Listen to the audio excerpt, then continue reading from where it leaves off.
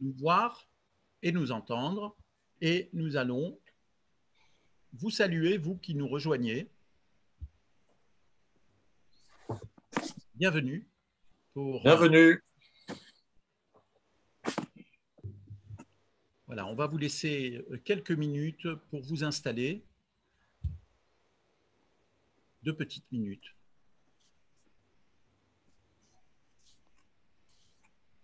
Merci d'être avec nous ce soir.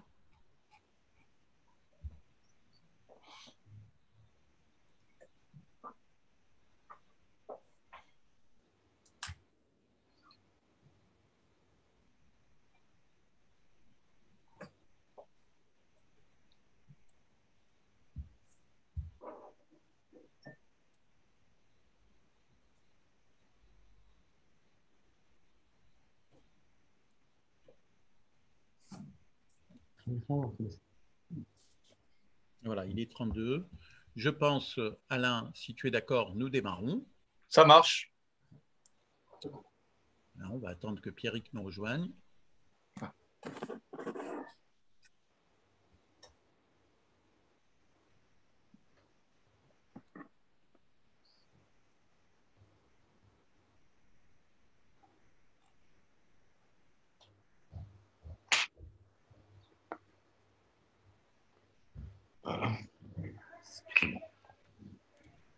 C'est bon? Bon, oui, bon. Eh bien, bonsoir à toutes et à tous.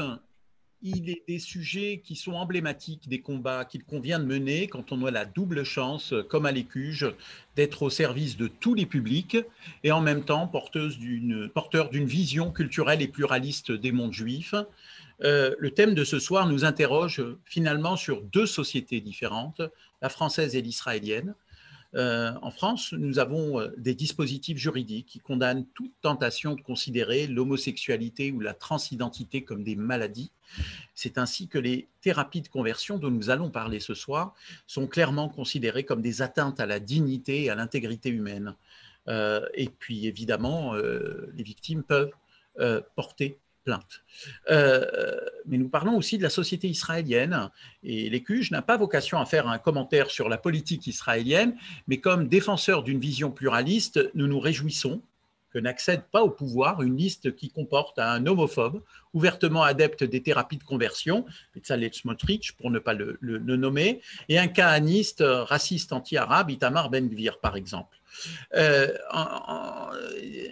Dans notre société française, le morcellement, la segmentation à outrance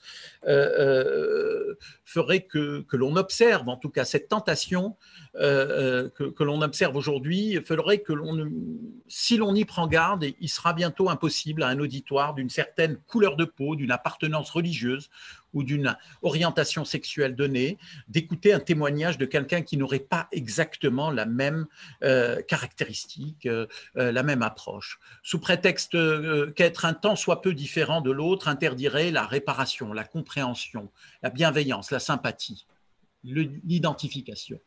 Nous avons souvent rencontré des rescapés de la Shoah et ils s'accordent souvent sur un point essentiel de leur reconstruction, le témoignage qu'ils donnent devant des élèves des écoles de la République, des enfants de toutes origines, couleur de peau, religion ou opinion, est l'une des activités les plus positives pour eux-mêmes et pour leur jeune auditoire.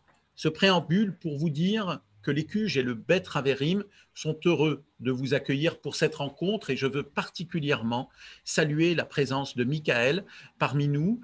Je vais donner la parole à Alain Beth, président du Bet Haverim, qui va animer cette soirée, mais qui va aussi présenter nos invités. C'est à toi, Alain. Merci beaucoup, Gad. Alors, avant de présenter nos invités, donc, comme vous avez vu le titre de cette conférence, on parle de guérir de l'homosexualité.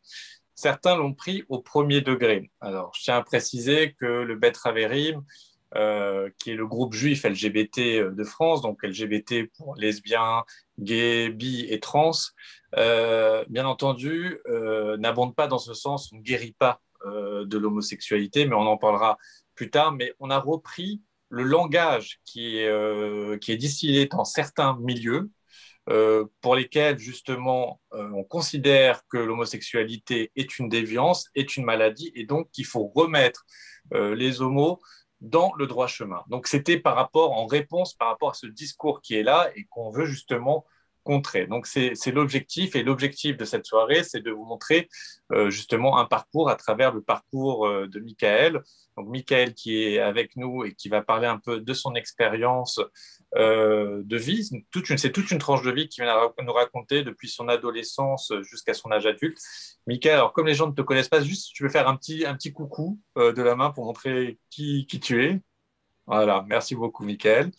Ensuite, nous avons Timothée de Roglodre qui est avec nous, qui est un spécialiste du sujet sur les thérapies de conversion. Vous avez peut-être vu sur Arte Homothérapie, dont il est le co-auteur, et aussi il a écrit un livre sur les thérapies de conversion Dieu est amour chez Flammarion, et qui nous fait l'honneur de participer à cette conférence, et il donnera d'ailleurs un point de vue sur les thérapies de conversion et permettra aussi des mises en perspective différentes. Et aussi, enfin, nous avons Pierrick Pascal, qui est journaliste dans la chaîne bien connue I24 News, et qui s'intéresse beaucoup à ces sujets-là et qui les étudie d'ailleurs par rapport à des projets personnels aussi, et donc qui aussi co-animera la soirée. Voilà, donc tout de suite, je donne la parole à Timothée de Roglodre sur les thérapies de conversion, qui va vous expliquer un petit peu qu'est-ce que c'est et un peu le contexte de tout ça. Bonsoir à tous et merci beaucoup Alain pour l'invitation, et merci à l'ECLUGE et au Beta Verim pour l'organisation de cette rencontre. Pour me représenter, même si tu l'as déjà un peu fait Alain, je suis journaliste indépendant. Et je suis co-auteur avec Jean-Louis Adenor du livre Dieu est amour et du documentaire Homothérapie, qui traitent tous les deux du sujet des thérapies de conversion ou de guérison. Alors, pour définir d'abord ce qu'on entend par thérapie de conversion ou de guérison, pour reprendre la définition de la députée Laurence Van Sönbroek, qui essaie de faire interdire ces pratiques, ça correspond à toutes pratiques qui essayent de modifier ou de réprimer l'orientation sexuelle ou l'identité de genre des personnes. Et ces thérapies, même si le terme est impropre, puisqu'il n'y a pas ça implique une possibilité de guérir, et on ne peut pas guérir de l'homosexualité, mais ce qu'on appelle thérapie de conversion, ça a d'abord correspondu très longtemps en Occident à des pratiques réalisées dans le cadre de la médecine ou de la psychiatrie, à une période où les sociétés occidentales étaient encore largement structurellement homophobes. Et donc, à cette époque, il était courant que des homosexuels puissent être traités par électrochoc, lobotomie ou thérapie par hormones dans des cadres médicaux. Aujourd'hui, l'homosexualité a été dépsychiatrisée. C'est-à-dire que l'OMS a reconnu qu'il ne s'agissait pas d'une maladie.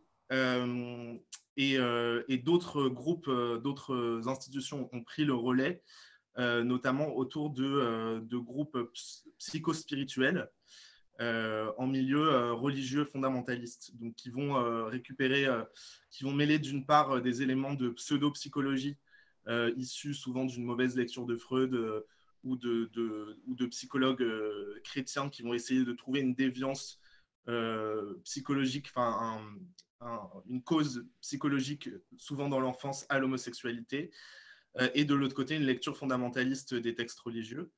Et donc nous, notre enquête, elle a porté sur une partie des thérapies de conversion qu'on appelle mouvement ex-gay, qui sont des associations qui sont nées aux États-Unis dans les années 70 dans les milieux chrétiens évangéliques, qui se sont répandues dans d'autres religions et qui ont été exportées sur la planète entière. Donc en France, ça s'est produit à partir des années 90 autour de deux associations notamment.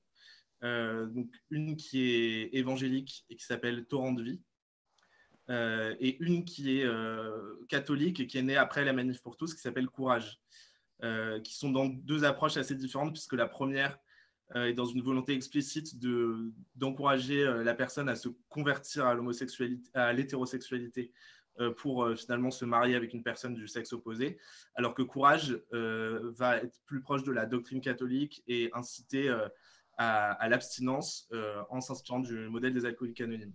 Donc pendant 2 ans, avec Jean-Loup Adenor, on a enquêté sur ces 2 structures et d'autres groupes. Jean-Loup s'est infiltré. Pendant 1 an, il a suivi des parcours très différents avec une semaine en camp d'été, un groupe de parole, des séances de thérapie avec une thérapeute, des confessions. Et à côté de ce travail, on a aussi recueilli la parole de rescapés des thérapies de conversion. Et depuis, en fait, depuis du coup fin 2019, la parole s'est libérée à partir de ces premiers témoignages.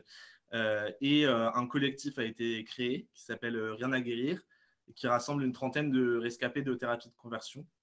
Et aujourd'hui, leur travail, c'est essentiellement de soutenir la proposition de loi de Laurence Vansenbrock qui vise à interdire les thérapies de conversion, puisque s'il y a un arsenal législatif qui existe, il y a certaines infractions comme l'abus de faiblesse ou l'exercice illégal de la médecine qui pourraient correspondre à ces pratiques, il n'y a rien dans le code pénal qui spécifiquement qualifie les thérapies de conversion.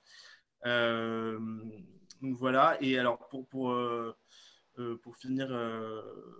finir cette introduction, je voulais dire aussi que notre enquête s'est concentrée sur des groupes chrétiens fondamentalistes, donc évangéliques ou catholiques charismatiques, parce qu'en France, les seuls groupes structurés avec une idéologie importée des États-Unis, des méthodes très, très organisées autour de la question de l'homosexualité, ça existe dans des milieux chrétiens.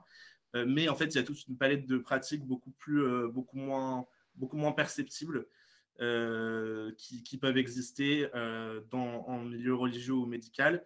Et donc, depuis 2019, j'ai continué à travailler sur les thérapies de conversion dans d'autres milieux religieux, notamment dans les milieux salafistes. Il y a un dévoiement de la roquilla, qui est la version islamique de l'exorcisme, qui est utilisé par certains salafistes pour expulser les démons du corps des personnes de manière parfois très violente. Donc, ça peut impliquer l'usage de bâtons pour flageller la personne ou d'eau bouillante. Cette pratique est appliquée aussi aux homosexuels. Et aujourd'hui, il y a des prédicateurs salafistes qui, sur leur site internet, expliquent qui pratiquent ce genre de choses. Et j'avais aussi travaillé quand je travaillais pour le magazine Têtu, j'avais sorti une enquête sur le judaïsme et l'homosexualité en France, en montrant que d'un côté, il y avait au sein du judaïsme orthodoxe qui continue majoritairement à considérer l'homosexualité comme une abomination. Il y a des pratiques qui s'apparentent à des thérapies de conversion dans des milieux orthodoxes ou ultra-orthodoxes. Par exemple, j'avais parlé à un jeune homme qui s'était fait un peu coincé par sa famille avec des rabbins orthodoxes et qui lui avait, après son coming out, et qui lui avait administré des calmants dans le but de lui faire une tikkun olam, une prière de réparation pour le guérir. Et parallèlement à ces pratiques, il y a aussi un mouvement d'ouverture dans le judaïsme, donc bien sûr dans le courant libéral et le courant massorti, qui se sont positionnés clairement pour l'inclusivité des personnes LGBT, mais également dans le milieu orthodoxe français, il commence à y avoir des choses qui bougent, et notamment autour de Émile et Myriam Ackerman, qui ont fait leurs études religieuses aux États-Unis et qui essaient d'installer en France le courant orthodoxe moderne qui n'est pas encore développé et qui consiste à essayer de réfléchir sur la loi juive sans renier les traditions religieuses. J'espère que je ne dis pas de bêtises, je connais très mal le judaïsme. Non, c'est bien. Tout en essayant d'inclure d'inclure notamment les femmes et les personnes LGBT pour éviter l'existence de discrimination dans le milieu religieux. Et voilà. Merci beaucoup, Timothée. Alors, justement, ce qui est intéressant, et ce que tu disais, c'est que donc, vous avez fait pas mal d'investigations dans les milieux chrétiens. Et d'ailleurs, dans le film Homothérapie, qui a été diffusé plusieurs fois sur Arte, on pouvait voir un peu des témoignages dans le milieu chrétien. Pour les témoignages juifs, c'était plus qu'ils étaient pris du côté des États-Unis, d'ailleurs, je me rappelle. Mais en France, on n'avait pas particulièrement de témoignages. Et je peux vous dire que moi, en tant que président du Bet Haverim, ça a toujours été très difficile d'avoir des personnes qui nous disent qu'ils ont été victimes de thérapie de conversion et aussi qui acceptent de témoigner. Parce que vous allez voir que c'est des choses qui sont très, très verrouillées. Et donc, du coup, c'est un sujet qui est très, très peu abordé dans la communauté juive, mais pourtant, c'est quelque chose qui est une réalité. Et c'est pour ça qu'on pensait que c'était vraiment très important de pouvoir en parler ce soir et de donner la parole à Michael, qui a justement ce courage de vouloir parler un petit peu de tout ça pour aussi prévenir de tous les dangers que ça peut entraîner. Donc, je laisse Pierrick et Michael commencer leur discussion par rapport à son parcours de vie. D'accord. Je vais surtout laisser la parole à Michael et je vais commencer par d'où tu viens, où tu es né, dans quelle famille tu es né, quelles sont tes racines.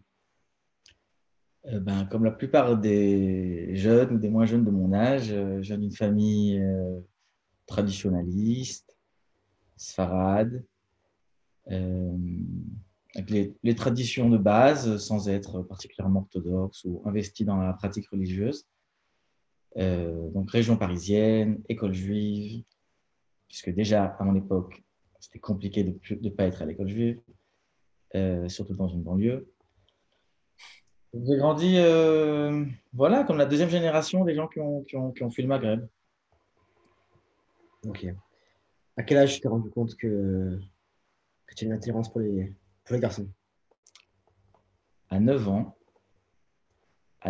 j'ai eu mon premier rêve un petit peu chelou, comme on disait. C'était très bizarre. Ça correspondait à rien de ce que j'avais vu dans les films. Tu rêves d'un truc, mais compliqué. C'est le début de la puberté, quoi. Et là a commencé une vague d'espérance que ça passe, puisque j'ai commencé à m'intéresser. J'ai lu, il y avait plein de, tu sais, les petits fanzines à l'époque, des journaux pour les ados. Il y avait toujours la rubrique sexo à la fin. Il y avait toujours des questions sur la sexualité, etc., etc. Et des fois, il était dit que ça passe, que l'époque de l'adolescence, c'est une période où on se cherche, que tout est petit. Et parfois, on peut avoir une attirance homosexuelle qui peut éventuellement disparaître. Et donc, moi, j'ai vraiment basé toute mon adolescence. Je me suis dit, deadline, 18 ans, ça passe. Et c'est pas passé. Et c'est pas passé. Et donc, est-ce que tu t'es tourné vers des rabbins de ton école ou... Alors, je me rappellerai toujours alors, primo, alors, imagine, la famille Sef. Genre, moi, j'ai toujours l'image de, une fois par an, à l'époque, passer sur TF1 La Cage aux Folles. Donc, tu vois, le clac. C'est pas moi, ça. Je veux pas être ça. J'ai pas envie de me déguiser en fille. J'ai pas envie de faire tout comme ça. Je suis pas une caricature. Je veux pas être ça. Mais c'était la seule chose qu'on montrait à la télé. Donc, quand tu vois tes parents réagir de dégoût, c'est un rire de dégoût, de moquerie, de dédain face à La Cage aux Folles, tu te dis, mais j'ai aucune chance de finir comme ça. Il vaut mieux se flinguer, quoi. Et puis à l'école, il y a une fois un des rabbins qui nous raconte une anecdote, qui nous dit qu'il y a un couple d'hommes qui est venu le voir pour avoir son approbation, ou en tout cas son avis sur la question du couple homo. Et le rabbin nous dit, vous vous rendez compte comment la société peut influencer des gens à tel point qu'ils se mettent en couple entre hommes. Et moi, j'avais peut-être 13, 14 ans. Et moi, j'avais un cri qui voulait sortir. J'avais envie de lui hurler, mais la société, elle m'a rien fait. Elle ne m'a pas influencé. Je ne suis pas dans la société. Je suis entre l'école et chez moi. Il n'y a pas de société. Et, euh, et bien entendu que dans les milieux juifs, religieux, c'est des questions qu'on n'aborde pas. Là, j'ai eu la chance d'entendre un avis, mais c'est une question qu'on n'aborde absolument pas. Il n'y a pas de, à juste titre ou pas, je ne juge pas, mais il n'y a pas d'éducation sexuelle, euh, alors que ça se fait en Israël. Mes enfants reçoivent une éducation sexuelle cachère, euh, et j'en suis ravi. Et j'en suis ravi. Mais encore une fois, le gros sujet tabou, qu'est l'homosexualité ou le monde LGBT, la hatab, comme on dit en hébreu, c'est un gros, gros tabou et il n'y a personne qui veut mettre la main dans le tabou. Donc, de ta naissance jusqu'à l'âge de 18 ans, tu as vécu dans une bulle juive Ah ouais, une entre bulle entre l'école et la maison. et la maison. Mm. Une fois le bac en poche, Une fois le bac, ah non, alors déjà à 15 ans, en secret de mes parents, j'avais pris toutes mes économies et je suis parti voir mon premier psy. Alors bien entendu, j'étais enfermé dans une muraille, mais épaisse comme as. J'attendais qu'il m'aide à sortir le mot. Je lui disais, je suis enfermé dans moi-même, je ne peux pas sortir, je ne peux pas parler, je me sens étouffé. Et puis il était là, tu sais, à l'ancienne, les psys à l'ancienne, ils s'essaient comme ça, ils attendent que tu parles. Donc il s'est passé plusieurs sessions où il était comme ça, pendant 1 heure. Et moi j'ai envie de lui dire, mais pourquoi je te paye? Pourquoi je te paye? Dis-moi, aide-moi à sortir le truc. Ben, il ne m'a jamais rien aidé. Et puis, une fois que j'avais plus de sous, j'ai arrêté, quoi. Je suis parti. C'était ma première grande déception psychothérapeutique. Et puis après le bac, eh ben, je vais à la fac. Je vais à la fac et donc là, je me confronte au grand monde euh, et je commence à faire du théâtre. Alors, j'ai toujours voulu faire du théâtre depuis tout petit, mais dans ma tête, quelqu'un qui fait du théâtre, ça doit être un showman, un blagueur, quelqu'un qui a de la confiance en soi. Ce qu'on voit à la télé, quoi. Pas un petit gamin timide qui a peur qu'on le tape et qui a peur d'ouvrir la bouche, quoi. Et j'ai commencé à faire du théâtre et ça m'a ouvert des portes dans le cœur, dans l'âme, ça m'a ouvert les chakras, comme on dit. Et, euh, et en fait, c'était une homophobie parce que je me suis dit, il y a beaucoup de gens dans le spectacle qui sont homos. Donc non, non. Rien que le fait qu'1% des gens pourront penser que parce que tu veux faire du théâtre, tu es homo, il n'était pas question de prendre le risque. Mais là, c'était à la fac, c'était en dehors de toute communauté, c'était loin de chez moi, personne ne savait ce que je faisais là-bas. Donc j'ai fait du théâtre et ça m'a ouvert. Et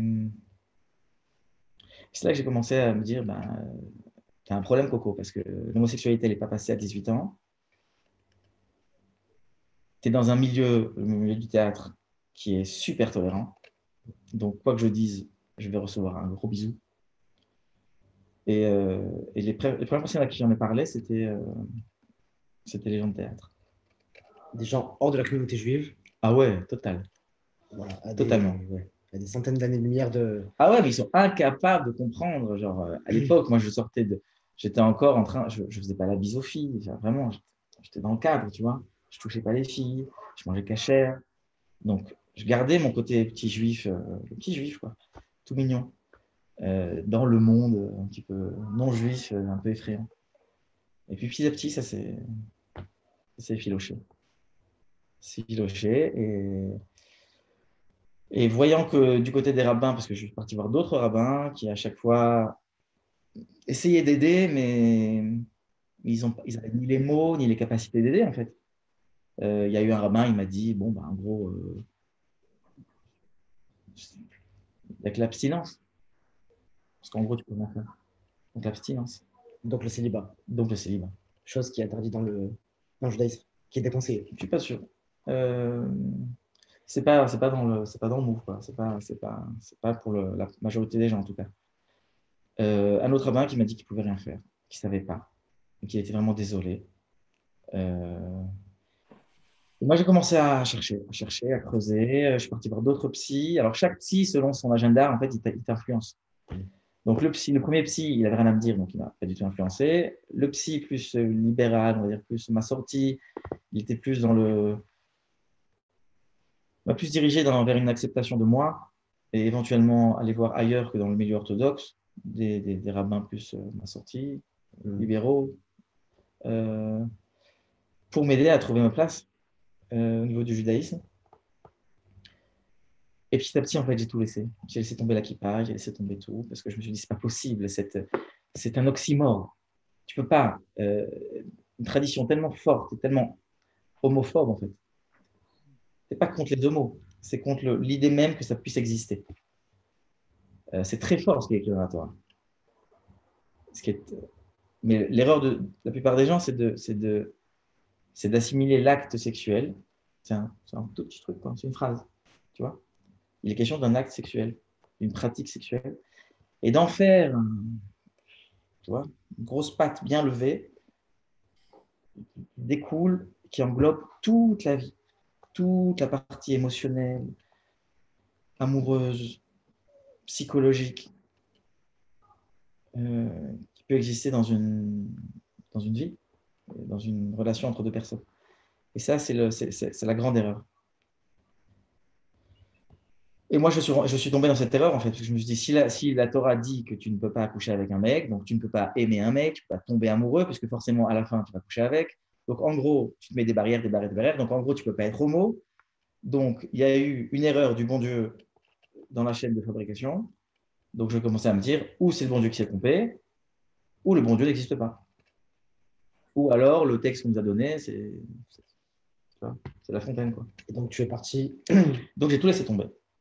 J'ai tout laissé tomber parce que c'était trop dur, tu vois. Et au moment même où j'ai commencé à faire des mini coming out à droite à gauche, alors là, pour les gens qui sont croyants, eh ben, il y a un fil. Il y a un fil comme ça qui m'a dit stop. Tu n'as pas fini ta recherche. Et j'ai tout laissé tomber en France et j'ai pris une année sabbatique en Israël. Je l'ai dit à personne. Personne ne le savait, j'ai menti à tout le monde. Je leur ai dit que j'avais trouvé un poste de garçon au père à Jérusalem. Tout le monde était content. Ah, super, machin. Mais en fait, je suis parti étudier dans une yeshiva. Yeshiva, un institut, une école talmudique, comme une fac, comme ça, où on étudie les textes ancestraux du matin au soir. Et je me suis retrouvé, après le refus de plusieurs institutions très bien vues en Israël, très étatiques, qui m'ont dit, moi je suis arrivé et j'étais tranquille. Je dis, salut, je m'appelle David, je m'appelle truc, je m'appelle. On coupera. Nickel. On coupera. Je m'appelle comme je m'appelle et je suis homo. Et j'aimerais juste étudier pour savoir si Dieu existe et s'il existe, c'est quoi son message, quoi. Et ben, il y a beaucoup d'établissements qui m'ont dit non. C'est dangereux, ça pourrait être dangereux pour les autres. Bref, des choses hallucinantes. Moi, j'étais venu comme ça, le cœur ouvert, l'âme ouverte, je veux étudier, et là, on me dit non. Et je me retrouve, alors moi, j'y crois vraiment à la main divine, la Hashgacha Pratit, comme on dit ici, comme une main comme ça qui m'a poussé dans une yeshiva, mais ultra orthodoxe. Genre, comme dans les films, comme on voit aux infos, chapeau noir, chemise blanche, pur jus. Et là, ce n'était pas un problème du tout. On m'a dit, tu viens, un jour, 2 jours, 1 mois. Si tu es content, tu restes. Si tu n'es pas content, tu pars chez toi. Il n'y a aucune pression. Et donc, j'ai vécu une sorte de parenthèse enchantée qui m'a permis pendant 1 an d'explorer les textes, d'explorer une spiritualité dont j'avais besoin et surtout de découvrir un Dieu qui finalement n'était pas si méchant que ça. Et donc, je suis tombé amoureux de mon Dieu. Et je suis devenu moi-même orthodoxe. Alors, j'ai pris tout le bagage, toute la panoplie. Et alors, la grande question, c'était qu'est-ce que je fais avec? Parce que, ok, maintenant, je reviens dans le sillon. Donc, je redeviens religieux. Mais qu'est-ce que je fais avec ce putain de bagage pèse sur mes épaules, sur mes reins, sur mon cœur et sur mon âme. Qu'est-ce que je fais de ça? Et là, il n'y a plus personne. Il n'y a plus personne parce que les gens sont incapables de donner des réponses. Parce qu'il n'y en a pas.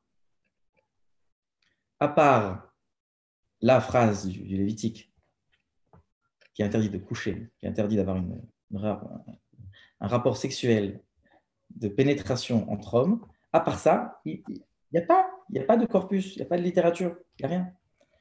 Donc, en gros, j'étais livré à moi-même. Donc, bien entendu, on m'a envoyé chez plein de rabbins, des rabbins pseudo-kabbalistes, des machins, des ceci, des kinésiologues, j'en ai vu pas mal. Et chacun avec son avis. Il disait, non, tu peux te marier. On me donnait des bénédictions. Il y a un grand rabbin, je citerai personne parce que je les respecte énormément, mais voilà, il y a des sujets comme l'homosexualité qui est encore méconnu de ces gens-là, aussi grand soit-il. Même un grand rabbin qui m'a dit, mais non, mais ce sont des bêtises, tout ce que tu ressens. Je me rappelle, il a eu un geste comme ça. Ch'touillot. Ch'touillot, ça veut dire ce sont des bêtises, des fadaises. Et moi, j'avais envie de dire, mais ces fadaises-là, c'est ma vie. Quand je me réveille, que je ne sais pas si je dois vivre ou mourir, ce n'est pas des fadaises. Ces années d'adolescence où je me suis dit, voilà, Dieu a fait une erreur. Je vais l'aider à réparer l'erreur et je vais me flinguer. C'était toujours en background, tu vois. C'est comme un filtre. Hein. Il y a les filtres là, sur Zoom, et là j'avais un filtre derrière moi qui me disait, peut-être vaut mieux crever. Ça aiderait tout le monde. Les parents qui n'auront pas la honte, toi qui ne vas pas souffrir, toi, bref. Et puis tu épargnes la communauté d'un problème dont on n'a pas besoin parce qu'on souffre suffisamment d'antisémitisme, etc., etc. Et j'étais vraiment persuadé que j'étais le seul au monde.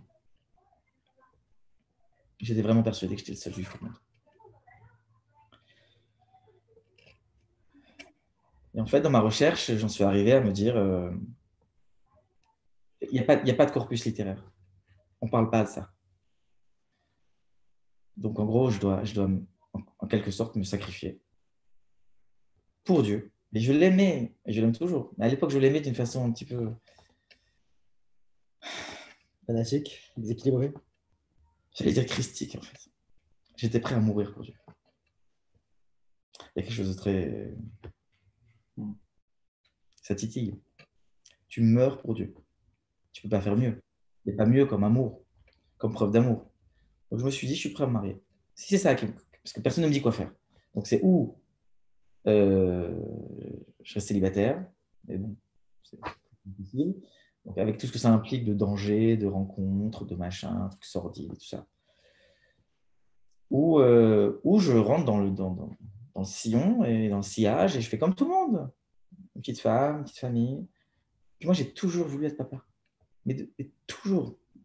Je me rappelle, j'étais tout petit, j'avais déjà prévu que, voilà, après le bac, je me marie et j'ai des enfants. J'ai toujours voulu être papa. Alors, pour le coup, quand j'ai découvert que ça passait pas, l'homosexualité, en tout cas l'attirance homosexuelle, une grosse claque. Je vais faire quoi? Comment je vais les amener au monde, mes enfants? Ça a toujours été un truc mais très très fort. Je veux être papa. Je veux être papa. Et j'avais déjà prévu, tu vois, en ce moment-là où tout était ouvert de éventuellement adopter. Hors de question de penser que j'allais me mettre en couple avec quelqu'un, avec un homme. Hors de question. Mais adopter. Ou aller vivre en Afrique et m'occuper des petits orphelins. Tu vois, Mère Teresa.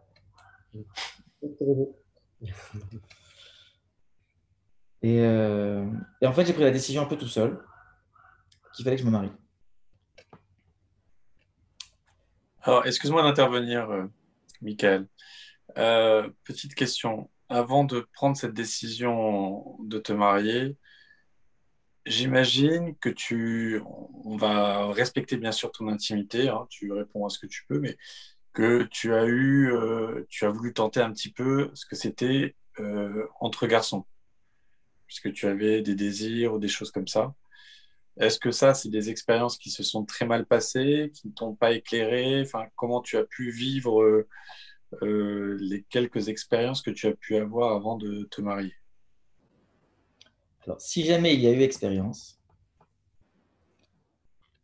euh, elles m'ont pas donné un super goût de ce que c'est que le milieu gay. Parce que c'était la fête, c'était des choses très, très superficielles, de ce que j'ai vécu en tout cas, hein. Mm. Un monde où j'ai pas trouvé à quoi me mettre sous la dent, quoi.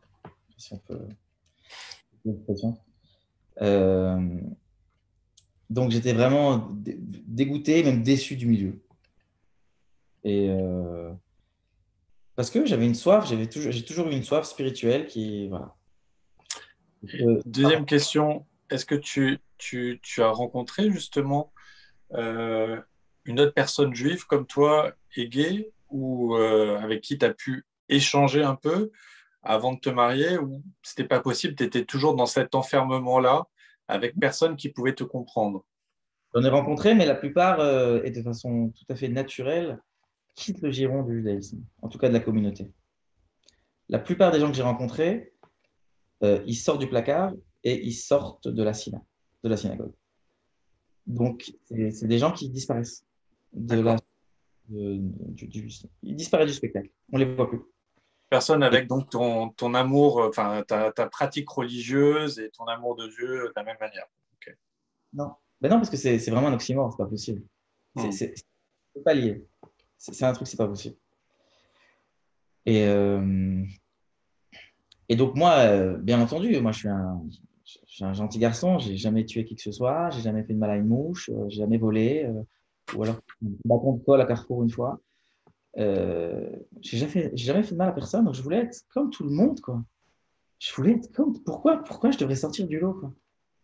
Je veux être comme tout le monde, qu'on me fiche la paix, qu'on me laisse fonder ma petite famille, qu'on me foute la paix, quoi. Eh ben non. Eh ben non, la vie n'a pas voulu me foutre la paix, me fiche la paix. Et donc, j'ai décidé de me marier. Alors, j'ai eu la bénédiction de plein de gens. Alors, il faut vraiment que je le dise, parce qu'au niveau des gens qui m'entouraient, les peu de gens qui le savaient, moi, j'étais devenu genre Superman, genre Superman. Genre, ils étaient à la limite de me baiser les pieds. Genre, tu fais un truc héroïque, contre ta nature. C'est vraiment héroïque. Je ne sais pas si j'aurais pu le faire à ta place, mais j'ai eu plein de témoignages de gens qui connaissaient un tout petit peu mon histoire et qui vraiment, j'ai reçu des vagues d'amour qui m'ont dit, OK, ça veut dire que je suis dans le bon chemin, etc., etc. Et la grande question, c'était, est-ce que j'en parle ou pas? Est-ce qu'au niveau ilkhatique, au niveau de la loi juive, je me dois ou non d'en parler à une éventuelle future épouse? Et moi, c'était là, c'était lourd. C'était un poids, mais c'était du plomb. Je peux pas mentir, je peux pas cacher un truc pareil. Ça fait partie, c'est une des composantes, mais super importantes de mon identité. J'ai construit ma vie là-dessus. J'ai construit ma vie sur ce secret, sur ce poids, sur cette recherche. Je peux pas cacher ça. Et on m'a envoyé chez un sexologue orthodoxe qui, lui, devait me dire où j'en suis. Et au bout de 45 minutes, il me dit un truc. Il me dit, mais tu es en bonne santé d'après ce que je vois. Tu as une tête bien faite. Tu as réussi à faire des études. Tu n'as pas de maladie. Il n'y a aucune raison que ça se passe mal. Tu vas découvrir le corps d'une femme. Et là, il commence à me faire une sorte de description lyrique, lyrico, érotico, je ne sais pas quoi, sur le bonheur d'être avec une femme, à quel point les courbures d'une femme, c'est doux, c'est beau. OK. Donc, il a essayé de me vendre son amour pour la chair féminine, quoi. Mais bon, ça n'a pas du tout marché. Enfin, moi, mais je me suis dit, voilà, s'il me le dit, c'est qu'une fois que je connaîtrai la chose, eh ben, peut-être effectivement que je vais découvrir un élixir que je ne connaissais pas. Donc, en gros, je suis sorti de là-bas en me disant, OK, je tourne une page, homo, c'est fini, ça fait partie du passé. Et puis, dans le judaïsme, quand on fait tchouva, quand on se repent, voilà, eh ben, on ne parle plus du passé. Il y a un truc de très important dans le judaïsme, on ne fait pas de la shonara sur son passé. On ne dit pas, j'ai été assassin, on ne dit pas, j'ai fait ceci. On ne fait pas de médisance sur soi-même, ni sur les autres, ni sur soi-même. Donc, je me suis dit, je ne vais pas faire de la shonara sur moi-même. C'est fini. J'ai fermé le livre. J'ai coupé contact avec toutes les personnes avec qui j'étais sorti du placard en France. J'ai déchiré des lettres, des papiers, des journaux intimes. J'ai tout déchiré, là. Au feu. Un nouveau juif est né. Et me voilà sous la choupa, le dénuptial, avec un sentiment extraordinaire de jouissance spirituelle, d'élévation spirituelle, et en même temps, c'était comme si on allait me crucifier. Et je suis désolé, mais c'est comme si on allait me tuer, ou j'allais moi-même me tuer. Donc je sentais une proximité extraordinaire, parce que je faisais un don extraordinaire à Dieu. Mais de l'autre côté, je savais que j'allais peut-être y laisser les plumes.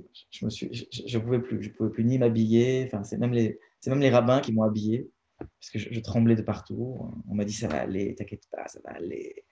On m'a donné un petit shot de vodka pour que je tienne le coup. Et c'était un grand, grand moment d'émotion.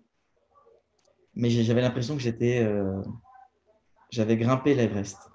J'étais en haut de l'Everest et quand j'étais sous cette roupa, j'ai dit à Dieu, excuse-moi,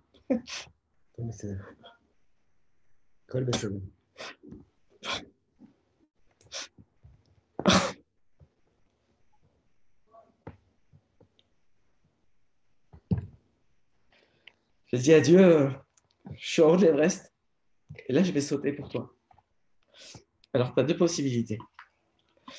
Ou tu tends les mains et tu m'accueilles, ou je m'écrabouille par terre.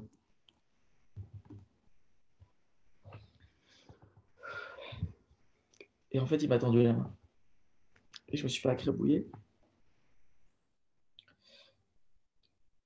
Comment il t'a tendu la main?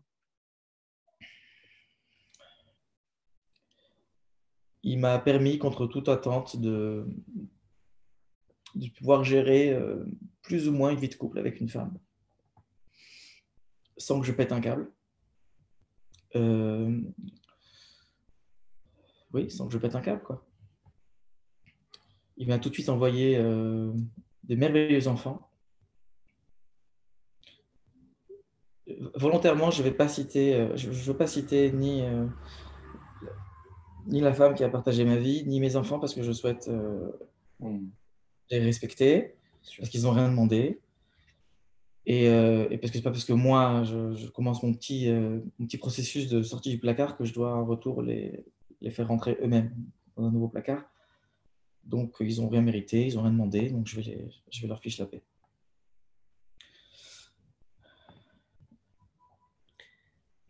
Et c'est à ce moment-là que tu as demandé de l'aide auprès de Ah ben l'association? non, mais pas du tout. Mais j'étais persuadé que voilà, Dieu m'a sauvé la vie. Dieu m'a sauvé la vie, puisque ça fonctionne. Ça fonctionne. Mais alors, ça fonctionne au niveau intime et au niveau affectif, comment ça se passe? Affective, je joue le jeu comme on m'a dit de faire. J'étais rentré avant de se marier dans les milieux juifs religieux, on fait un stage chez des rabbins, on t'explique comment aborder l'intimité, comment aborder les questions de couple, la place de l'homme, la place de la femme, comment on arrive à la paix conjugale. On parle de tout et des lois aussi sur les lois de séparation, etc., etc., quand la femme a ses règles, etc., etc. C'est vraiment, on a une belle littérature là-dessus qui n'a pour seul but que pour préserver le bonheur du couple, en fait. Ouais. Et moi, j'adorais ça. J'adorais, il y a des règles, donc je faisais comme les règles. Je ne savais pas quoi faire. Donc il y a des règles, tu respectes les règles. On me disait même d'avoir une fréquence d'intimité, je faisais tout pour respecter la fréquence. Un bon petit soldat. Et j'étais sûr que voilà, c'était fini. On oublie tout. Donc, bien entendu, il n'y a plus Internet, il n'y a plus de bouquins, il n'y a plus de machin, il n'y a plus de passé, il n'y a plus d'amis, il n'y a plus de machin, il n'y a rien. Tous les gens qui représentaient quelque chose de mon passé, je les ai jartés. Il n'y a plus personne pour me rappeler qui j'étais. Et la vie. Est-ce que tu manifestais de la tendresse, du coup, avec J'avais énormément de gratitude pour cette jeune fille qui était tombée amoureuse de moi. mais alors éperdument amoureuse de moi. Et je me sentais tellement mal de ne pas ressentir la même chose qu'elle, que j'essayais de donner le jeu, mais vraiment au maximum. Mais je faisais tout. Une fée du logis, j'essayais d'être le meilleur mari possible, jamais en retard, je faisais les courses, la popote, tout, tout. Je voulais qu'elle soit une reine, je voulais qu'elle dise « Ah, je suis tellement heureuse ». Donc, tu as mis à profit tes cours de théâtre quand tu étais étudiant dans ton foyer, finalement, quelque part, c'est ça? Parce que là, il m'a été incapable de jouer. Mais je puisais dans ma reconnaissance vis-à-vis d'elle et dans le fait que je servais Dieu en quelque sorte à travers elle. J'ai puisé dans ça. Mais j'ai jamais pu jouer un jeu théâtral. J'ai jamais pu en fait. J'ai jamais pu. Et on me l'a dit, hein. On m'a dit, mais Michael, mais enfin, tu as du talent, alors mets-le à profit. Ça touchait une zone où je ne pouvais pas jouer. C'était trop profond. C'était trop profond. Donc, c'est-à-dire qu'il y a des choses que tu ne pouvais pas lui montrer, et donc ça crée un manque, du coup, chez elle. Bien entendu. Mais elle a très très vite senti qu'il y avait un bug, quelque part. Et en fait, moi, j'étais dans une sorte de schizophrénie totale. Je voulais être le meilleur des juifs, à la sauce israélienne, à la sauce orthodoxe. Donc, chapeau, veste, noir, chemise blanche, beau gosse. J'allais étudier tous les matins, etc. etc. Mais à l'intérieur, il y avait comme une partie de moi qui était morte, en fait. Et cette partie-là, je l'ai ignorée, mais avec une force destructrice. Et puis Hachem, Dieu, il m'a fait des cadeaux merveilleux parce que les enfants, ils sont arrivés. Et il me donnait beaucoup de force parce qu'un enfant, de façon naturelle, ça cimente un couple à travers l'éducation de l'enfant, le fait de s'en occuper matin, midi et soir, de le changer, de le doucher, de l'habiller, de faire des courses. Donc, l'arrivée d'un enfant met les problèmes de couple un peu de côté. Et moi, ça m'a laissé un peu de marge pour souffler, en fait. Et puis, à un moment, c'était plus possible. À un moment, c'est plus possible. Je vivais une sorte de schizophrénie totale entre mon être intérieur et le jeu que je jouais. C'était vraiment une sorte de travestissement tous les matins, de m'habiller comme ça, à la sauce orthodoxe. Les gens dans la rue me prenaient pour un rabbin, quoi, alors que j'avais débarqué à la yeshiva 2 ans avant, 3 ans avant. Je ne connaissais rien. C'est très violent. En Israël, la catégorisation de la population, elle est très, très spéciale. Hein. Ça mériterait un zoom. Mais moi, j'ai voulu être dans l'élite parce qu'on m'a vendu que le milieu orthodoxe en Israël, le milieu Haredi, c'est l'élite. C'est la population la plus proche de Dieu. Puisqu'on ne fait aucun vitour. Il n'y a aucune largesse. C'est orthodoxe. Ce qui est écrit, on le fait. Shabbat, Shabbat. Tout. Les fêtes, la cacheroute. Manger cachère, c'est comme ça. On ne joue pas. On joue pas. C'est droit. Et quelque part, c'est ce qui m'a permis de me marier, en fait. Parce que c'est cette droiture-là qui m'a fait que voilà, j'ai une route qui est tracée. Donc, j'ai le chemin sur lequel je peux jouer à l'équilibriste. Et puis, il y a un moment, après une naissance, après quelques mois où je prenais des antidépresseurs, dans le secret de tous, après une naissance, j'ai eu un grand flip. J'ai eu une peur. J'ai eu une peur que, après la naissance de mon premier fils, je me suis dit, c'est pas possible. Peut-être que je suis peut-être que je viens de mettre au monde un petit tout le monde. Et peut-être qu'il va souffrir comme moi. Mais il est hors de question qu'il souffre. Peut-être que c'est génétique. Peut-être que mon éducation, je vais lui transmettre. J'en sais rien.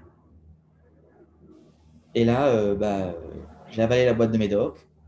J'ai bu une demi-belle bouteille de Merlot.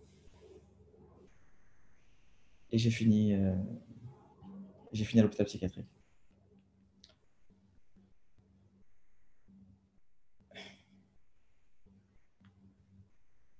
Je voulais pas mourir en fait, parce que mes enfants méritaient pas un papa mort. Je voulais juste hurler au monde que j'en pouvais plus. Je n'en pouvais plus. Un appel à l'aide. Pardon? C'était un appel à l'aide. Un gros SOS. C'était un gros SOS. Et ça a été une vraie renaissance, ce séjour à l'hôpital psychiatrique. Parce que quand tu es chez les fous, et je les adore les fous parce que jusqu'à aujourd'hui je travaille avec eux. Donc je dis les fous, c'est vraiment gentil parce que je les adore. Chez les gens qui ont des difficultés psychiatriques, je me suis retrouvé dans un milieu, je me dis, bah, j'ai ma place ici. Quelque part, moi aussi, j'ai un grain, quoi. Moi aussi, j'ai bon. Et j'ai passé des semaines merveilleuses là-bas, où finalement, j'étais plus le mari d'eux, j'étais plus le père d'eux, j'étais plus l'élève d'eux, le voisin d'eux, j'étais à un lit avec des capsules à recevoir le matin, le soir, et la potée à manger, et le petit tour du jardin à 4 heures. Sinon, il n'y avait plus rien. C'était la belle vie, quoi. C'était le Club Med. J'ai toujours voulu aller au Club Med, et en fait, c'est la première fois que j'étais au Club Med. C'était à l'hôpital psychiatrique. Et c'est pas cynique, hein. Jusqu'à aujourd'hui, j'ai une nostalgie de ces moments de bonheur. En fait, c'était une pause. Une pause dans cette guerre contre moi-même.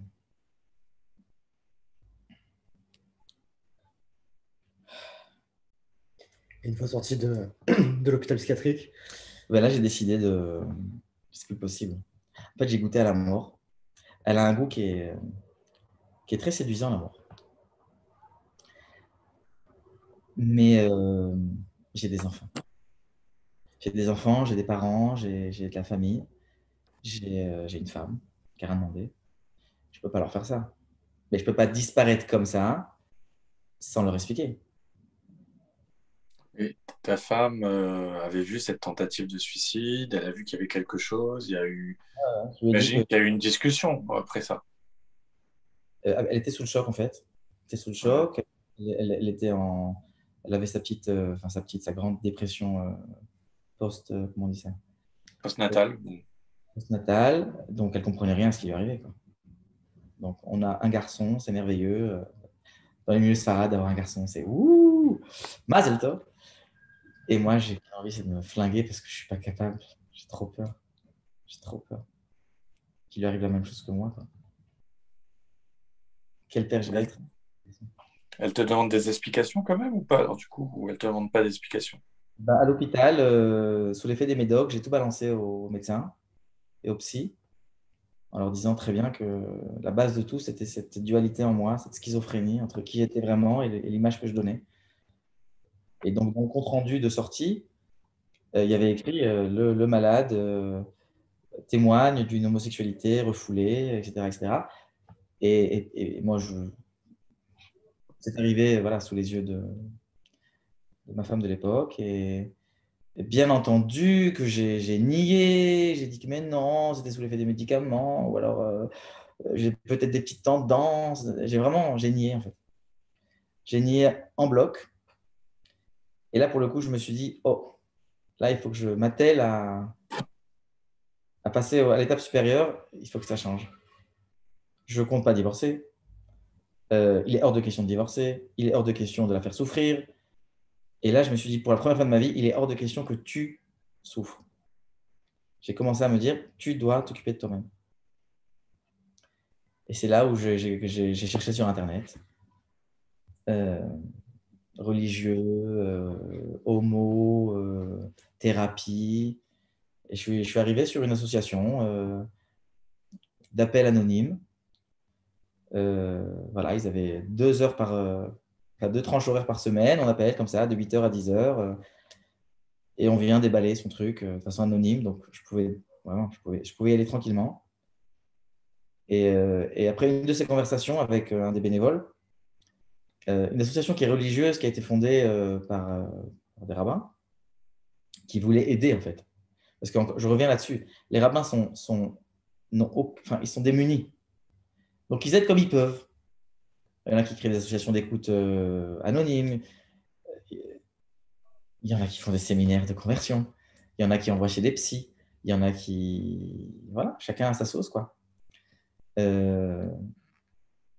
Et il y en a, voilà, un soir, on m'a parlé de la premier stage de remasculinisation. Et je me suis dit, super, je vais y aller. On appelle ça Tipoul Amara en hébreu, donc thérapie de conversion. C'était un stage, un séminaire de 3 jours. Alors, bien entendu, personne ne le savait. Pendant des mois, j'ai mis de l'argent de côté, j'ai travaillé au black pour pouvoir me financer en fait. Et Ça revenait cher, ce stage? non, mais j'avais pas l'argent, tu sais. Jeune D'accord. famille, bon, ça coûte cher en Israël. Donc, j'avais pas de sous du tout à mettre de côté. Ça, D'accord. et donc, j'ai travaillé au black et j'ai mis cet argent de côté. Et je sais plus quelle excuse j'ai pu trouver, mais bref. Je suis parti 3 jours. Et c'était le premier stage de conversion que j'ai vécu. J'en ai vécu 2 à un intervalle de 7-8 ans.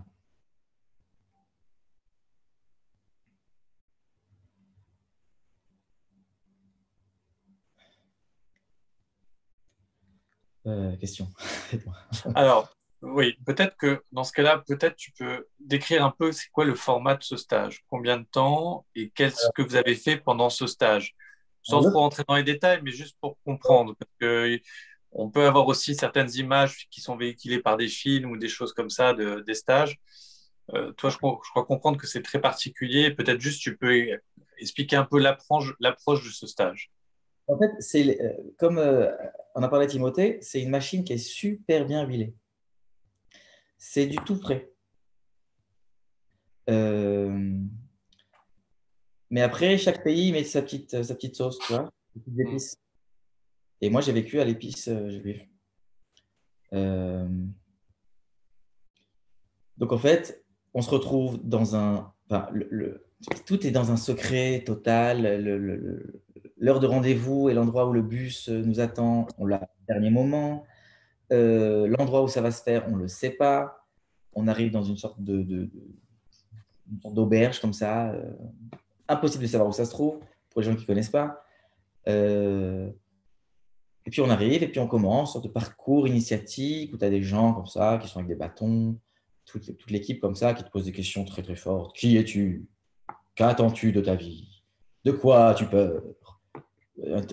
Théâtre, vraiment théâtre. Je me dis, mais, ok. Donc tu joues le jeu parce que c'est sympa. Tu me dis, c'est le début quoi. Et là, pendant 3 jours, on te vend une sorte de pseudo-psychologie, comme disait Timothée.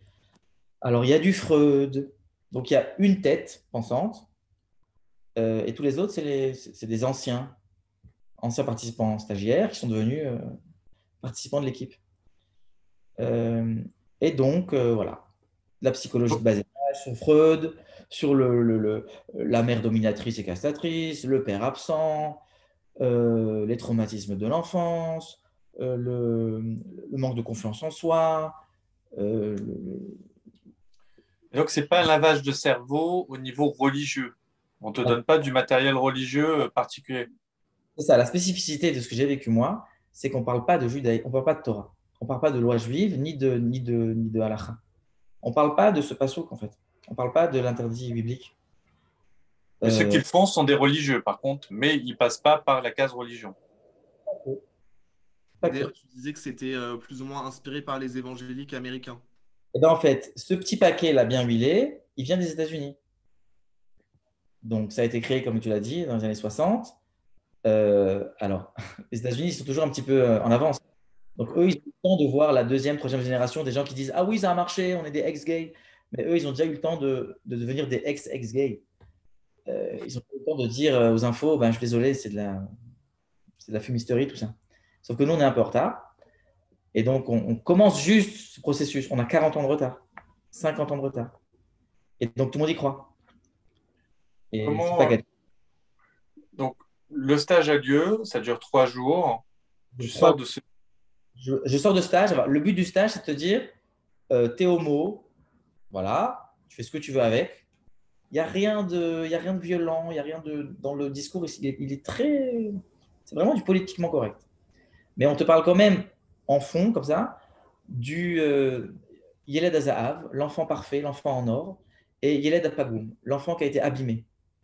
Donc il y a une idée que à la base tu étais un enfant en or, hétéro, et que tu as été abîmé par la vie, et qu'il faut que tu cherches l'or qui est en toi. Il faut gratter les traumatismes, la place du père, l'éducation, la famille, nanana.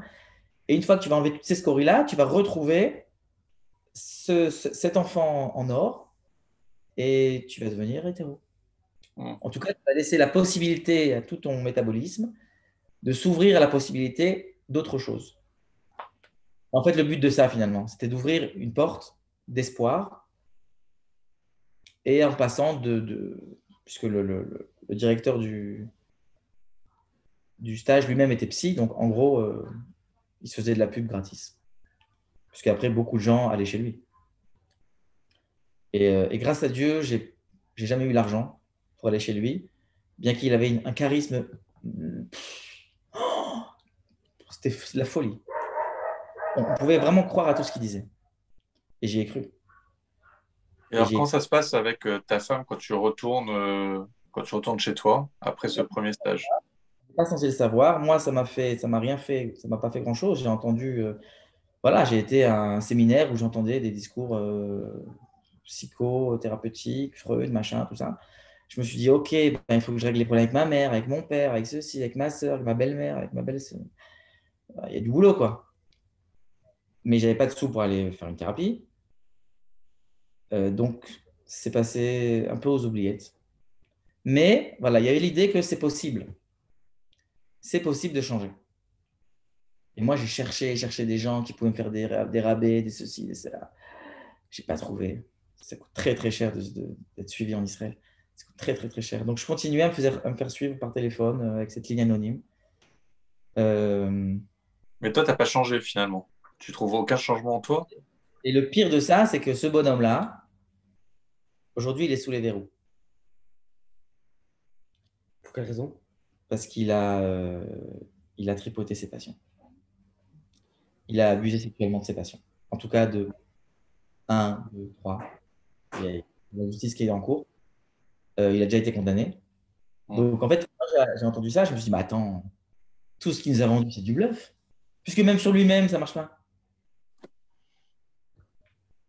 Donc ça a été quand même une grosse claque. Mais je n'ai pas voulu abandonner l'affaire. Parce que la famille s'agrandit. Parce qu'on ne peut plus retourner en arrière. Je suis obligé de sauver la situation. Je me suis mis tout seul dans cette galère. J'ai mis une femme dans la galère et maintenant je mets des gamins dans cette galère. Est-ce que le divorce était une voie possible pour toi à l'époque ou pas du tout? Non, mais pas du tout. Mais il en est hors de question. Dans ma famille, on ne divorce pas.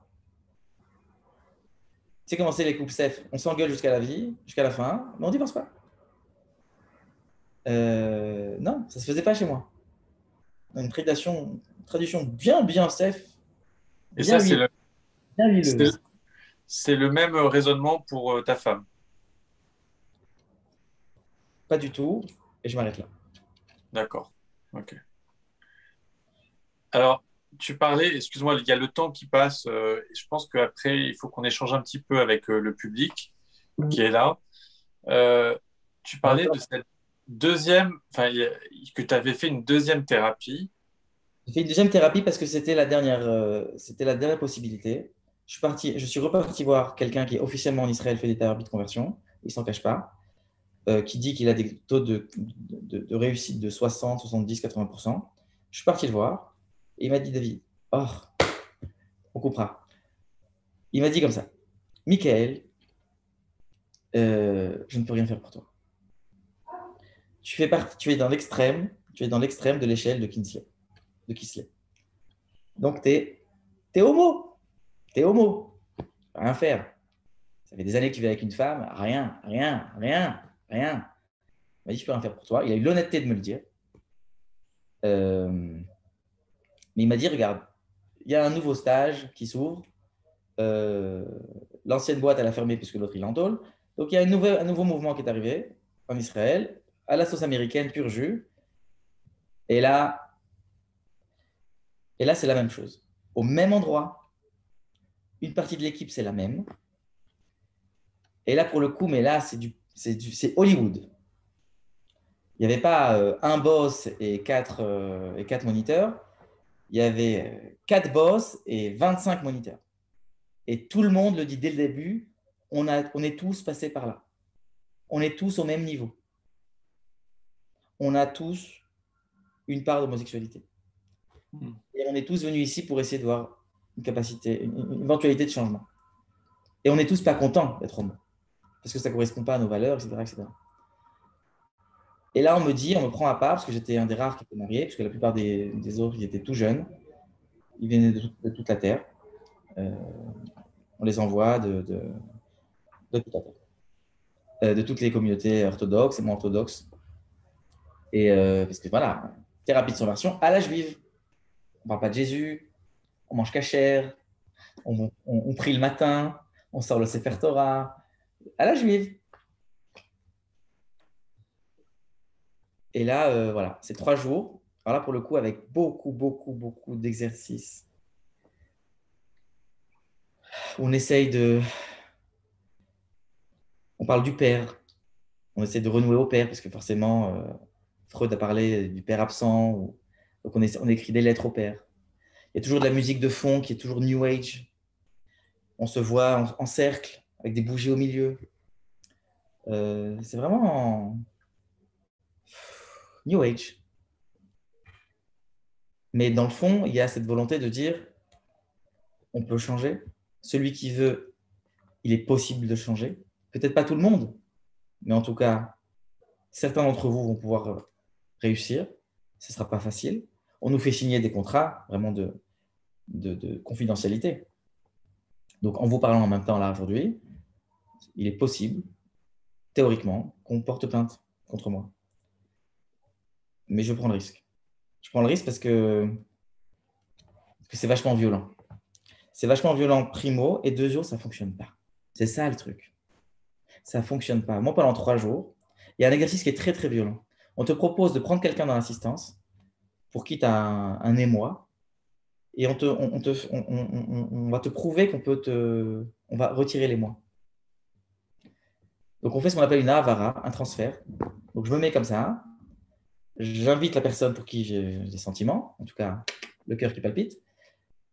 Et là, on te dit qui tu vois en face de toi. Donc, je dis, qu'est-ce que tu ressens? Je le dis. Pourquoi? Je le dis. On essaye, en gros, au niveau de l'esprit, de décortiquer, de défaire, de donner des explications à ce que tu ressens pour pouvoir après décortiquer. Tu vois, quand on fait avec le ton, on décortique le ton. Et là, on essaie de décortiquer pour qu'après, tu te rends compte que, mais non, tu t'es fait des films. Ce que tu vois en face de toi, ce n'est pas du tout la réalité. Et en fait, ça n'a jamais marché. Non seulement ça n'a pas marché, parce que tous les jours, je devais refaire ce même exercice. On se voit tous les matins, on s'assoit en cercle et on demande si chacun est propre, naquit. S'il y a quelqu'un qui n'est pas propre, il ne peut pas travailler. Donc, il faut qu'il n'y ait aucune tension sexuelle. Donc, je vous le dis, hein, tout le monde mentait. Mais moi, je ne voulais pas mentir parce que je n'avais rien à perdre. C'était soit ça ou je divorce. Donc, allez, vas-y. Orthodoxe. Toujours. Donc, j'ai fait tous les exercices. Et tous les jours, je refaisais ce transfert avec cette même personne en lui expliquant, mais vraiment, c'était pathétique. À quel point j'aimais les courbes de son corps, à quel point j'imaginais ce qu'il y avait en dessous. Enfin, c'est limite porno, quoi. Et c'est parti très, très loin dans mon imaginaire. Mais devant tout le monde. Une mise à nu. Quoi? Une mise à nu. Ah ouais, mais alors, total. Total. Et moi, j'étais prêt à tout. J'étais tellement prêt à tout que je me suis dit, qu'est-ce qui va se passer demain? Si demain, on me demande de me dessaper devant tout le monde, moi, je suis super pudique. Si on me demande de me dessaper et même de coucher avec quelqu'un devant tout le monde, dans un cadre thérapeutique, je vais le faire. J'avais peur de rien. Je voulais sauver mon couple. J'étais prêt à tout. C'est pour vous dire à quel point on est dans un état de la pression et la volonté de changer peut mettre des gens dans un état de vulnérabilité totale. Et il n'y a personne qui t'arrête. Au contraire, on m'a dit, David, vas-y, lâche. J'ai fait un des exercices, c'était de la psychodrama, où j'essayais de de revivre un moment de mon enfance qui était traumatisant. Il y avait un gamin à l'école qui, tous les matins à la récré, il m'étranglait. Je me rappelle, un petit Chinois comme ça. Il était tout mignon, tout gentil. Tout le monde croyait que c'était gentil. Mais il venait, moi, le petit juif, parce que déjà à l'époque, on parlait, il y avait, ce débat existait déjà, même en maternelle ou en CP. Et il venait vers moi et il venait m'étrangler. Et tous les matins, je pensais que j'allais mourir. Mais tous les matins, il me prenait entre deux poteaux, il m'étranglait. Et en fait, on avait proposé qui veut travailler sur un traumatisme de l'enfance. J'ai dit, moi. J'ai parlé de ça et on en arrive à un moment, est-ce que tu es en colère contre quelqu'un? Je dis oui, je suis en colère contre mon père, qui n'a jamais vu, qui m'a jamais posé de questions. Bref, on a tous des colères contre nos parents. Bon. Et là, je suis rentré dans le jeu et on a fait une sorte de psychodrame comme ça, psychodrama, où je suis moi-même mon papa. On trouve quelqu'un qui va jouer moi, enfant, et on joue la scène. Mais je suis tellement rentré dans le jeu que j'ai failli décoller une droite à quelqu'un. Parce que le petit Chinois qui était en face de moi, je l'ai vu. Mais j'étais quand même en transe, une sorte d'hypnose. Je l'ai vu en face de moi, le petit Chinois. Même si en vrai, il faisait 2 mètres et 150 kilos.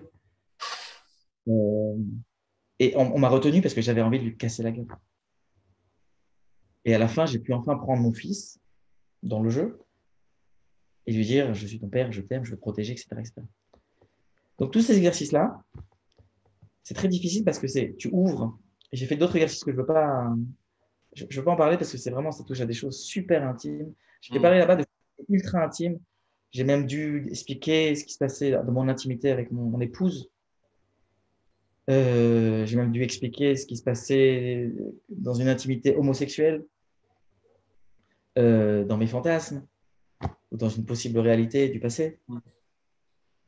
C'est très, très violent. Et tout le monde te dit, vas-y, vas-y, lâche tout, lâche tout, lâche tout. Le problème, c'est qu'une fois que tu lâches tout, une fois que tu te coupes là, tu mets tes tripes sur la table, il n'y a plus personne pour les remettre à l'intérieur et les coudre. Mais de l'autre côté, c'est terrible. Tu reçois un amour. Imagine, tu es là et tu as 50 personnes, 60 personnes qui sont tous là. En gros, c'est une sorte de méga coming out. On est tous là, on est tous les mêmes. Et tu reçois un amour, une affection, une compassion. Tu te sens plein d'amour, mais de l'autre côté, tu te dis, mais qu'est-ce qui reste de moi, quoi? Qu'est-ce qui reste? Donc, c'est schizophrénique. Tu es plein d'amour, tu es plein de motivation, mais de l'autre côté, tu es détruit de l'intérieur parce que tu as mis toutes tes tripes, toutes les crasses, toutes tes ombres sur la table. Donc, ce séminaire, il dure 3 jours aussi. 3 jours, il a été très longtemps, j'ai pleuré, je tiens à le dire. Tu as tout mis sur la table, comme tu viens de le dire, tu le finis, et au lieu de te sentir finalement un peu soulagé, ou que ça t'aide un petit peu, ou que ça soulage un peu tes souffrances, tu te sens dans ce cas-là encore plus meurtri. Pas tout de suite. Parce que dans chaque stage que tu fais, que ce soit un stage pour arrêter de la clope ou un stage pour la détoxication alimentaire, au début, tu es un peu dans l'euphorie. Parce que j'ai reçu tellement d'amour, et puis on te dit que tu es quelqu'un de bien, que tu es bon, que tu es beau, que tu es fort. On essaie de te valoriser en tant qu'homme, de renforcer ta virilité, ta masculinité. Tu n'as pas à avoir honte. Ta part féminine, c'est une part féminine, mais elle est masculine. Tu es un homme. Tu es un homme. On t'aime en tant qu'homme. On apprend à s'aimer entre hommes de façon cachère. On apprend à se donner des friboukines, des câlins. On apprend à donner des câlins comme un père donne des câlins à son fils. Un homme donne un câlin à sa femme. Rien de sexuel. On désexualise le rapport à l'autre. On essaye en tout cas. D'accord. Donc, je suis dans l'euphorie pendant 2 semaines. Mais dans une euphorie. Mais j'étais tellement dans une euphorie. Il m'arrivait même de draguer des mecs dans la rue. C'est-à-dire que la folie. Mais par le regard, genre, je me sentais tellement beau, fort, qu'il y avait un mec comme ça, je le regardais. Moi, jamais, je baisse les yeux, j'ai honte. Et ben non, pendant 2 semaines, j'ai soutenu le regard d'un mec, de plusieurs filles. Heureusement que j'étais marié, parce que sinon, je ne sais pas ce qui se serait passé. Mais j'étais plein de confiance en moi, c'était merveilleux. Et puis les 2 semaines sont passées, et là, le retour du bâton, mais il a été d'une violence. Une violence terrible. Je suis rentré petit à petit en dépression. À nouveau. Ouais, parce que je continuais à aller à des rencontres hebdomadaires dans un endroit secret, je dirais rien, où on se revoyait tous ensemble, le même groupe. On refaisait ces exercices avec de la musique New Age. Tu sais, Enya, tout ça, Enigma, tu vois, tout ça. C'est super New Age, quoi. Tu sens bien, comme ça. C'est comme si on te faisait un massage, comme ça. Et on fait ces exercices, on se prend dans les bras de façon cachère, on apprend à toucher l'autre, on apprend à ne plus avoir de complexes physiques, on parle de nos complexes. C'est un kiff de parler de ces complexes, tu vois, parce qu'en général, on n'en parle pas. Ça reste, tu vois. Et puis là, on sort tout. Ça, d'un côté, c'est ce qui est positif, c'est qu'on sort tout. Le problème, c'est que c'est super dangereux. Parce que s'il n'y a personne pour recevoir tout ça, là, tous ces éléments, tu peux partir en cacahuète, mais total. Et moi, je sortais de toutes ces réunions hebdomadaires, plein d'amour, parce que enfin, j'avais ma petite communauté de warriors. On était tous dans le même but. Moi, je voulais sauver mon couple, d'autres, ils voulaient se marier, d'autres, ils voulaient être hétéros, d'autres, ils voulaient. Tu vois, chacun avec son truc dans la tête, quoi. On était une petite communauté comme ça de warriors, mais je sortais là-bas, j'étais détruit. Parce que je me ressentais seul. Et ma femme m'attendait. Il fallait que j'assure. Il fallait que j'assure. Et, euh, et là, je suis retombé dans une dépression, mais elle a été sous-cutanée. Personne n'a rien su, jusqu'au moment où mon corps il a dit stop. Je commençais à avoir des douleurs partout dans le corps. Je travaillais à l'éducation nationale en Israël. J'arrivais le matin, je pleurais devant mes élèves. Je pleurais. Et personne ne comprenait pourquoi. Donc, je quittais la truc, mais ça s'est passé pendant des semaines et des semaines. C'est un boulot en or. Un boulot en or comme on en rêve. Et donc, Et c'est cette intimité conjugale avec, avec ta femme que tu ne pouvais plus vivre. je faisais tout. Et puis, j'avais la pression des rabbins. Parce que, bien entendu, on était toutes ces années-là en tipoul zougi, en thérapie conjugale, chez des spécialistes et aussi chez des rabbins. Ah oui, donc ils savaient ce qui se passait en plus, quoi, en plus ou moins. Non, mais j'en ai entendu Ce qui des se passages. passait pas. Le plus dangereux, ça c'est un truc que je veux le dire. Tu vois. Le plus dangereux, c'est quand les rabbins se prennent pour des psys et quand les psys se prennent pour des rabbins. Alors ça fait, en Israël, on mange un shakshuka. C'est Hmm.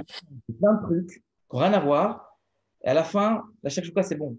Mais quand le psy se prend pour un rabbin et le rabbin pour un psy, c'est super dangereux. On met la vie de gens en danger, surtout dans un domaine tellement sensible. Hmm. Touche pas que la sexualité. Arrêtez avec ça. Hmm. Et il dessert le mot homosexualité. Parce qu'un gamin de 9 ans qui a des rêves érotiques, il ne vit pas un rêve homosexuel. Il n'y a pas de sexualité. Il n'aura pas de sexualité avant ses 18, 20, 25 ans. C'est très fort ce mot. Et des fois, il nous dessert. Parce que ça met tout de suite le focus sur un truc qui relève de la vie privée, intime, qui ne regarde personne. En gros, ce deuxième séminaire, qui moi m'a vraiment jusqu'aujourd'hui, aujourd'hui je suis en thérapie post-thérapie. Je suis en thérapie pour réparer. Je recoue les plaies. Alors là, je le dis. Hein. Mon psy, c'est comme s'il avait une aiguille, un fil, et il me recousait. Il me remet chaque tripe au bon endroit. Et ton psy n'est pas un rabbin cette fois-ci. Mon psy, il n'est pas rabbin, mais il est religieux. D'accord. Contrairement aux autres psys religieux, il n'a aucun agenda. Son seul agenda, c'est le bien de son patient. D'accord. Et ça, c'est très rare. C'est très, très rare. Parce qu'en général, les parents, ils envoient leurs gamins chez des psys religieux pour que le psy fasse revenir dans le droit chemin. On va pas, j'imagine une famille de juifs orthodoxes ou traditionnalistes, ils vont pas envoyer leur gamin qui leur dit qu'il est homo chez un psy Ouais. laïque, avec des idées d'ouverture et d'acceptation de soi et coming out et les gay pride et patati patata. On va l'envoyer chez un religieux. Alors, Michael, le temps en cours, peut-être, est-ce qu'on peut te demander, et je pense qu'il va y avoir des questions de toute façon après, actuellement, tu en es où? Alors, tu nous as dit justement que tu étais en train de recoudre les pieds au niveau de toutes ces souffrances passées, de ces thérapies, de ces espoirs déçus et tout. Au niveau personnel, tu en es où? Au niveau au niveau intime, enfin, est-ce que comment tu te qualifies finalement? Est-ce que là-dessus, tu as pu avancer ou pas? Enfin, comment tu t'acceptes ou pas? Enfin, quels sont... est-ce que- où est-ce que tu en es? Je tiens à dire que divorcer, c'est une grosse claque. C'est une grosse claque parce que ça détruit des vies. Je j'ai aucun problème à dire que j'ai détruit la vie d'une femme qui n'avait rien demandé. Et j'ai fait éclater en morceaux le cocon familial dans lequel mes enfants grandissaient de façon très équilibrée. Donc, c'est un drame. Chaque divorce, c'est un drame. Enfin, rappelle-toi que tu as été très mal conseillé à ce moment-là aussi. Hein. Je ne sais pas. Je prends mes responsabilités. À la fin, c'est moi qui ai décidé de ne pas en parler. C'était une erreur. Une grave erreur. Aujourd'hui, je cherche. Alors, ça m'a énormément renforcé dans ma spiritualité. Je suis devenu pote avec Dieu, mais c'est de la folie. Je l'adore. C'est une source, mais intarissable d'amour, en fait. Et je me suis énormément renforcé. Alors, c'est vrai que ce n'est pas le schéma habituel, puisque la plupart des gens que je connais, j'en ai connu énormément à travers ces groupes-là, à travers différents groupes de parole dans lesquels j'ai pu participer. La plupart des gens, une fois qu'on divorce, on sort du placard et puis on laisse tomber la kippa, en fait. Et je ne juge pas, et je comprends même que la communauté religieuse est loin, loin, loin de pouvoir accepter l'idée que ça existe. Et si ça existe, alors qu'on ne peut rien faire. Ils ont du retard, les rabbins. Ils ont du retard. Et moi, je suis en colère contre eux, en fait. Je suis en colère parce que c'est un des sujets sociétals. C'est brûlant, en fait. C'est brûlant. Il y a des gens qui souffrent. Il y a des gens qui sont virés de chez eux. Il y a des gamins qui n'ont rien demandé. Ils sont virés de chez eux. Ils sont mis à la rue. Juste parce qu'ils n'ont pas la bonne attirance. Ils n'ont rien fait de mal. Et ça passe pas. C'est trop tabou. Ça passe pas. Et les rabbins, ils se posent pas la question. C'est clair pour eux que ça ne peut pas exister. C'est ça le problème. Non seulement on prend ces thérapies-là du monde catholique, fondamentaliste, c'est un monde qui n'est pas le nôtre en fait. Ces thérapies, c'est un modèle américain, chrétien, évangéliste, fondamentaliste, Timothée, tu m'arrêtes. Mais nous, on n'a pas de problème dans le judaïsme avec la sexualité. C'est une mitzvah chez nous. L'homosexualité, l'acte sexuel cité dans les sources, ok, on peut en discuter. Mais il y a tout autour un monde. Clairement. Il faut se poser des questions à un moment ou à un autre. On ne peut pas dire où tu te maries et tu détruis ta vie, la vie d'une femme et des enfants, ou tu deviens célibataire toute ta vie. Et ça ne marche pas chez nous.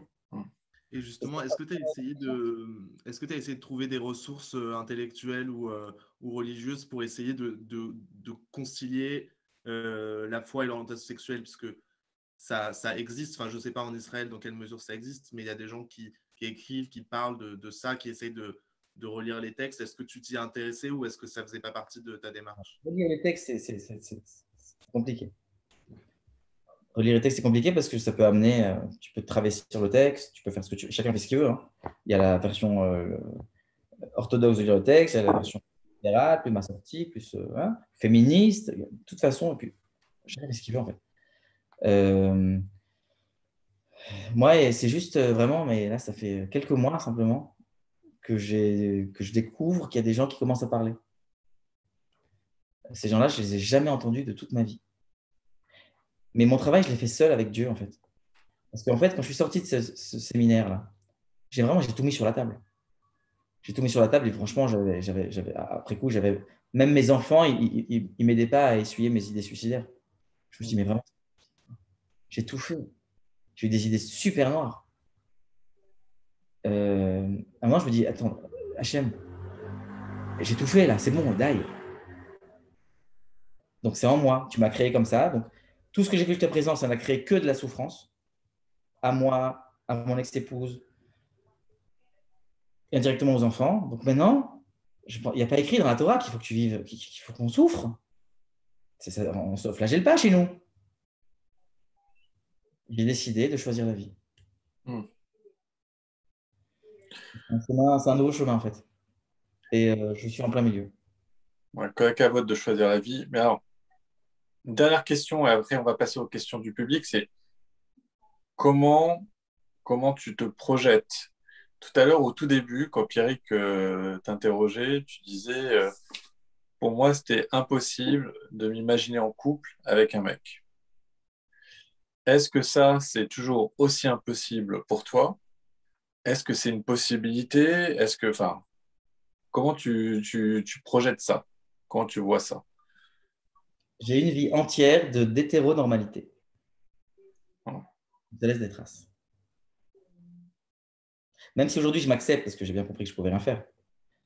Même si je m'accepte et que je commence même commencer à m'aimer, et à considérer que je ne suis pas qu'une merde, euh, ça laisse des traces.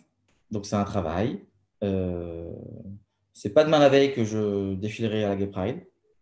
Et je ne pense pas que ce soit demain la veille que je sortirai ouvertement avec quelqu'un de la gente masculine.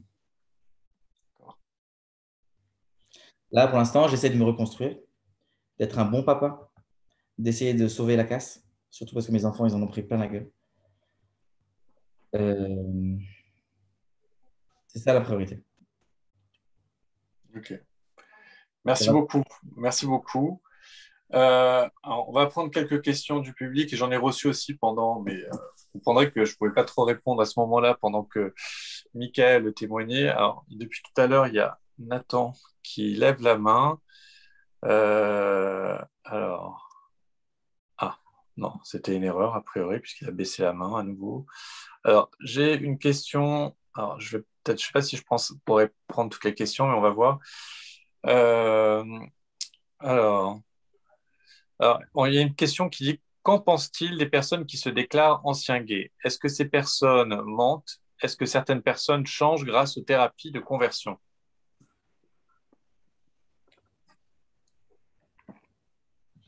Personne qui a changé. Je connais beaucoup qui se sont mariés. Il y a une nuance là.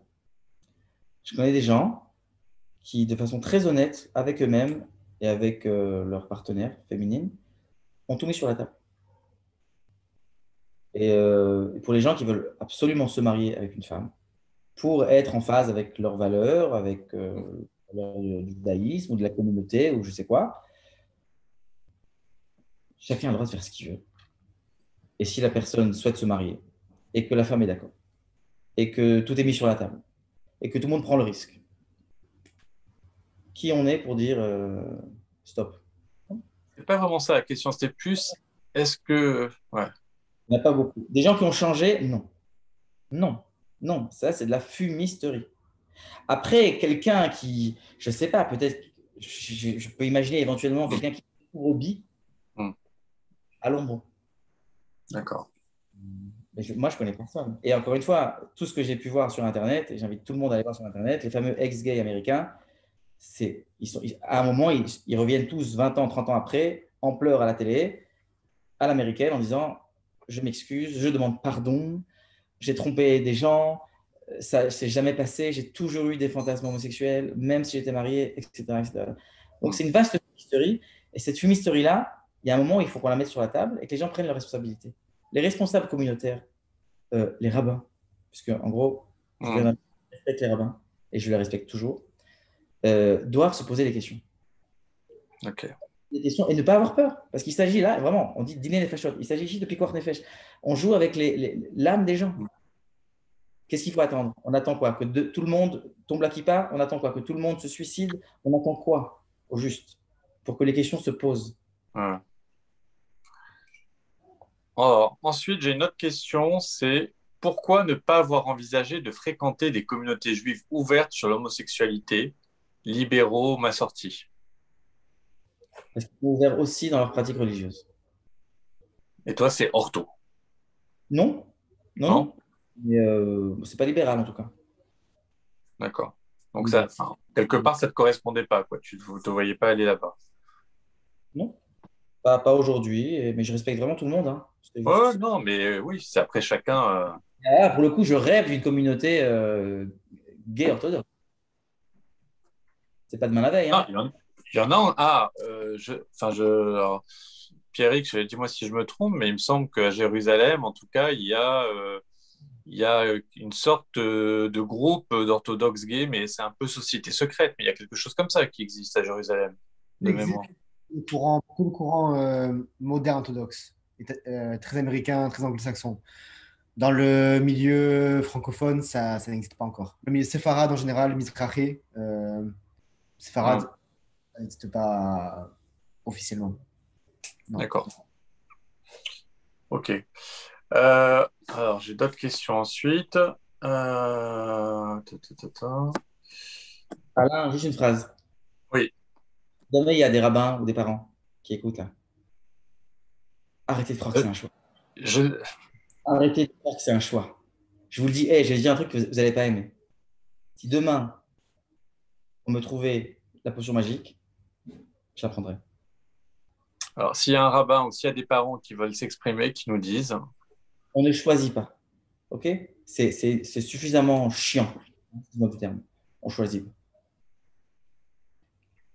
Euh, on me demande, est-ce que, comme tu as eu l'occasion de rencontrer d'autres personnes comme lui dans le stage, est-ce que ça a été quand même un réconfort? Je pense que tu l'as dit un peu quelque part, à un moment, tu as dit que tu avais quand même reçu beaucoup d'amour.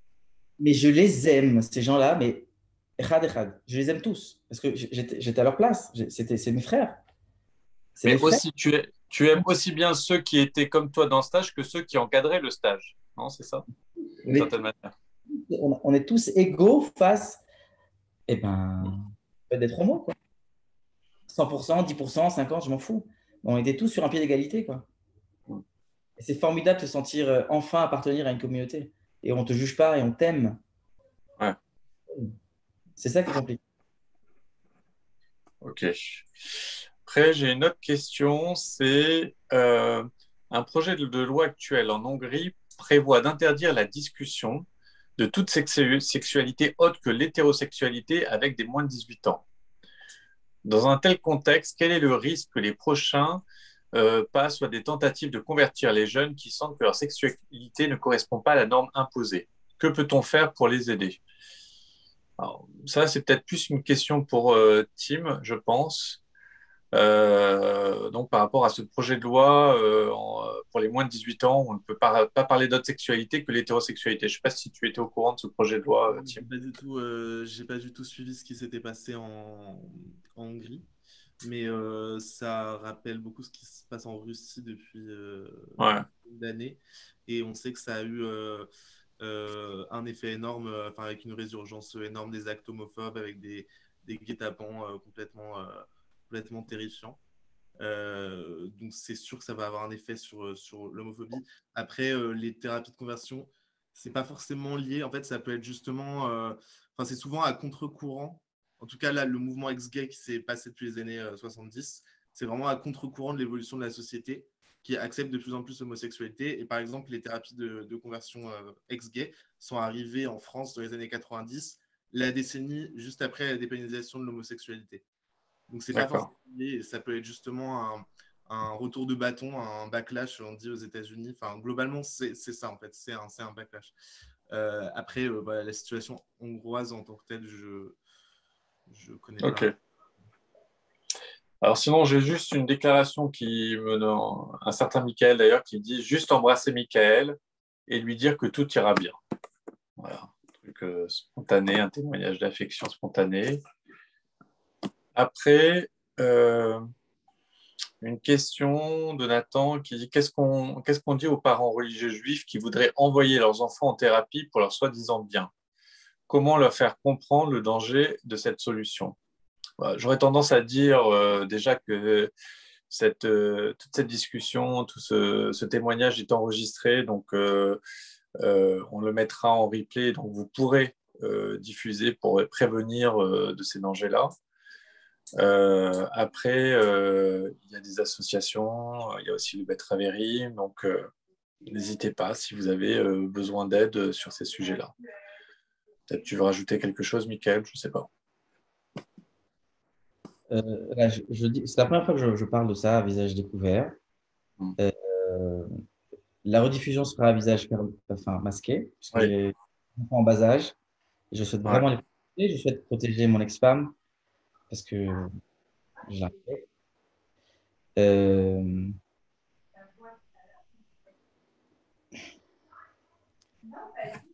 les parents qui me posent la question, si vous aimez vos gamins, euh, votre gamin, il a une carie. Vous l'emmenez pas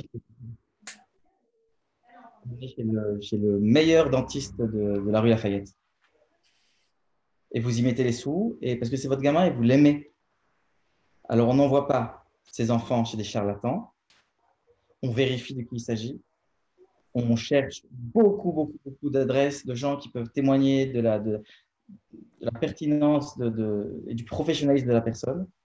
Il y a des gens qui travaillent, il y a des gens qui sont honnêtes, qui n'ont pas d'agenda, ni politique, ni religieux. Il faut les trouver.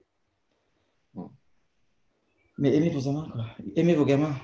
Aimez vos gamins parce qu'ils ne demandent que ça. Ils ne demandent que ça. Et si vous n'êtes pas prêt à accepter au début, et c'est compréhensible, moi, il m'a fallu des dizaines d'années pour accepter que je sois homo. Donc, on ne peut pas attendre de parents d'accepter ça tout de suite. Si c'est compliqué pour vous, alors on prend son mal en patience, on se calme, mais surtout, la vie des enfants, ça passe avant tout. Ok. Alors, j'ai après deux autres témoignages qui disent. Alors, un qui dit, John, qui dit: pas de question, mais merci du fond du cœur. Ton histoire me rappelle la mienne. Tu parles au nom de nombreux juifs qui ont vécu ou vivent la même chose.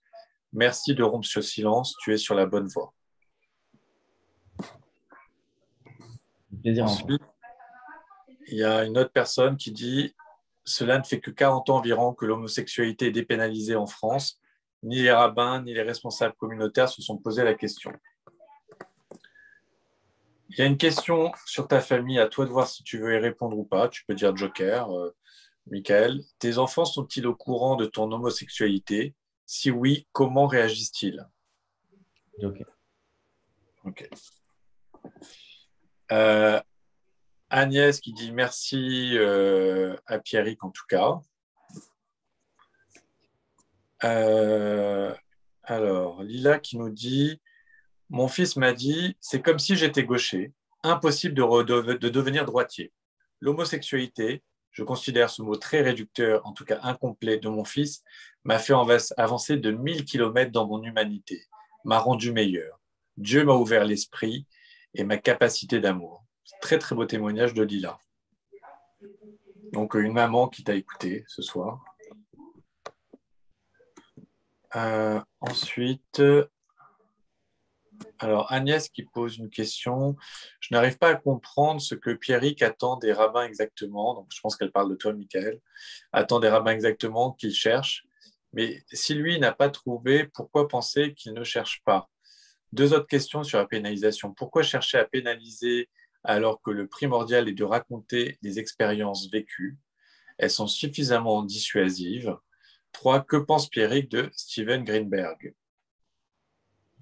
Tu connais Steven Greenberg? Tu avais lu ses théories ou pas? J'aurais pu lire son bouquin, enfin, en tout cas la partie autobiographique. Ouais. Il a eu un parcours très semblable au mien. Dans sa partie spirituelle. Il était orthodoxe, il était juif, enfin juif orthodoxe, et il découvre aussi son homosexualité. Ouais. Aujourd'hui, il a trouvé son équilibre. Je suis ravi pour lui, il est heureux.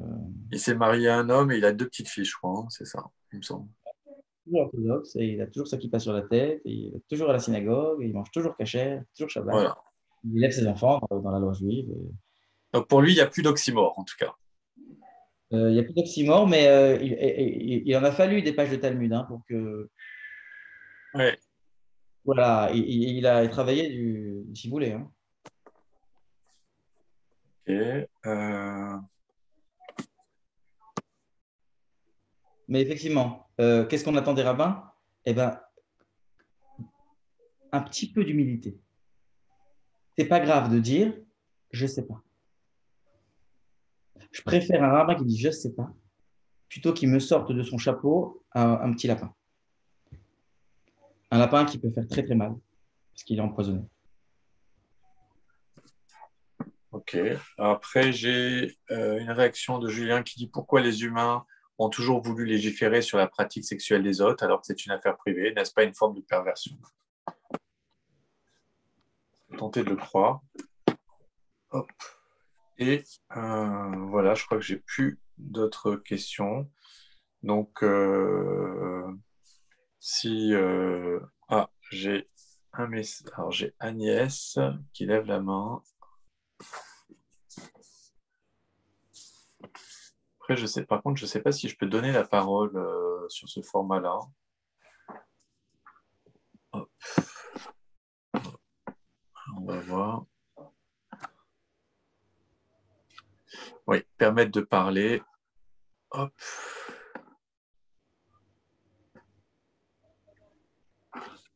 Voilà, Agnès, vous pouvez parler. Oui, bonjour. Non, mais en fait, parce que j'avais envoyé 2 messages et il y en avait un qui contenait les questions et vous les avez dit, donc c'est bon. Enfin, je tiens vraiment à remercier Pierrick pour son témoignage qui est vraiment, vraiment important. C'est très bien que ce soit enregistré. Et c'est bon. Voilà, merci. Merci beaucoup, Agnès. Ok. Alors, voilà, je crois qu'à peu près tout le monde s'est exprimé. Alors, je vois encore quelque chose qui est alors, une autre question un peu familiale, donc tu peux dire encore Joker. Quelle a été la réaction de ta famille, mère-père, lorsque tu as annoncé ton divorce à cause de ton homosexualité? Je suis encore dans le placard. D'accord.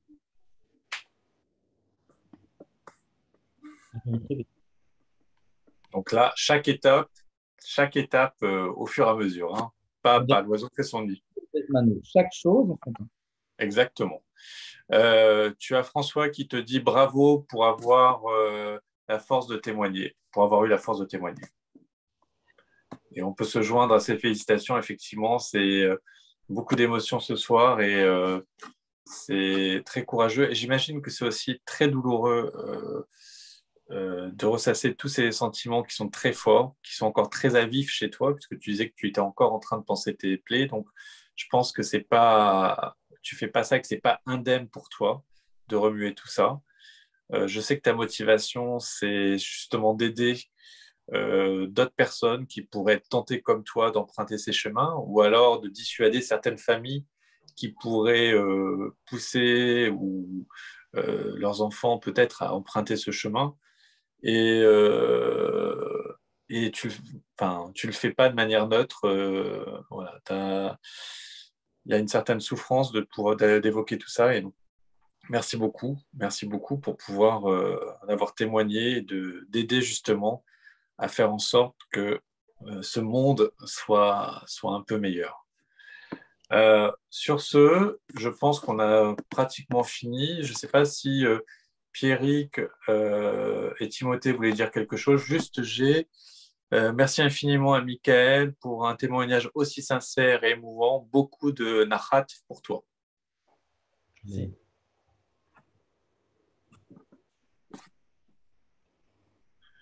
Est-ce que oui, Pierrick, Timothée, avant qu'on se quitte, vous voulez dire peut-être quelque chose?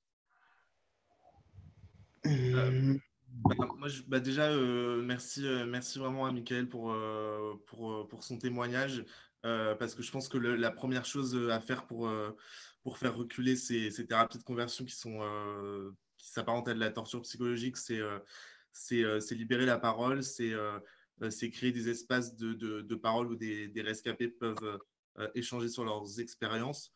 Donc, je pense que parler, c'est la première chose à faire. La deuxième chose, c'est protéger, c'est-à-dire que moi, je considère qu'il faut qu'il y ait une interdiction, non pas des groupes en tant que tels, les groupes ont le droit d'exister, mais une qualification pénale pour pouvoir protéger les victimes et pour que quand elles se sentent lésées par ces thérapies, elles puissent porter plainte et demander réparation. Et la troisième chose, je pense, à faire, c'est réfléchir et notamment réfléchir au sein du monde religieux Il y a un théologien dominicain qui s'appelle Adrien Candiar qui a écrit un livre sur le fanatisme où il dit que le fanatisme n'est pas la marque de l'absence de Dieu, mais au contraire, non, n'est pas la marque de l'excès de Dieu, mais au contraire de l'absence de Dieu. Et donc il dit notamment que c'est dû à une ignorance par manque de théologie. Donc je pense que ce qui se passe au sein du courant orthodoxe moderne, ce que font Emile Ackerman, ce que fait Steven Greenberg, etc., c'est extrêmement important pour faire changer les choses parce que ça montre, c'est de la réflexion, c'est quelque chose d'intelligent et d'enraciné historiquement, spirituellement, etc. Et ça montre surtout le message, je pense, central, c'est qu'il n'y a pas d'incompatibilité entre la foi et l'homosexualité ou la transidentité. Voilà. Merci beaucoup. Pierrick, tu veux dire quelque chose? Je voudrais dire que déjà merci David, vraiment, vraiment merci beaucoup de ce témoignage. Je connais David depuis maintenant 2 ans et voilà, merci beaucoup pour ce témoignage et j'espère que ça apportera beaucoup. J'espère vraiment que ça va aider, quoi, parce que sinon ça sert à rien de parler, quoi. D'accord, nous rattacher. Moi, je vais laisser le mot de la fin pour Michael. Juste avant de te laisser ce mot de la fin, moi, je formule le vœu que justement, tu puisses avancer dans cette vie de manière avec paix, avec un shalom, que chaque pas que tu fasses t'amène vers de nouveaux succès, vers de nouveaux progrès, et que simplement tu sois heureux de qui tu es, fier de qui tu es et de ce que tu as. Et que c'est le vœu vraiment le plus sincère que je puisse te faire là-dessus et que ça suffira à ton bonheur et j'espère que tu vas y arriver. En tout cas, ce soir, c'est un énorme pas, je pense, que tu as fait et c'est quelque chose de courageux, d'admirable et tu mérites que le meilleur et je te le souhaite, ce meilleur. Je te laisse le mot de la fin et après je couperai et j'en profite pour dire à tous nos spectateurs merci beaucoup de nous avoir suivis et n'hésitez pas à relayer cette parole aussi chez vous de ce que vous avez entendu par rapport à ce qu'a dit Michael. C'est un témoignage important. Voilà. Merci à tous. Merci beaucoup Alain, merci Michael et merci Pierrick. Bon, je ne suis pas fort pour les mots de la fin parce qu'il n'y a pas de fin. Ça va être un mot du début. Regardez, on n'est pas là, on n'est pas sur Terre pendant très très longtemps. La vie, elle n'est pas facile, de toute façon. Alors, les difficultés comme ça, surtout quand on est dans la communauté juive, mais pas que. Découvert que, en fait, pour les gens qui sont croyants, et peut-être même pour les gens qui le sont un peu moins, on a une voix intérieure. On a une voix intérieure et cette voix-là, pendant les dizaines d'années où je me suis travesti, en fait, cette voix-là, j'ai refusé d'écouter. Alors moi, je considère que c'est une voix qui vient de là-haut. D'autres diront que c'est la conscience, d'autres diront que c'est l'âme. Cette voix-là, il faut l'écouter. Il ne faut pas avoir peur de l'écouter. Et c'est dommage que ça m'ait pris tellement de temps, en fait. Parce qu'il y a eu des victimes. Il y a des squelettes dans le placard, comme on dit. Alors, si on peut éviter de la souffrance, si on peut éviter que des gamins se retrouvent à la rue, si on peut éviter que des gamins perdent le contact avec une communauté, avec des parents, avec des amis, juste parce qu'ils sont juste un tout petit peu différents. Et franchement, vaut mieux quoi, être homo ou avoir un enfant malade? Franchement, finalement, ok, ce n'est que ça. Ce n'est que ça. On met de côté la pression sociale, communautaire, tout ce que vous voulez, même religieuse. Il faut aimer ses enfants. Il faut aimer ses enfants et il faut choisir la vie.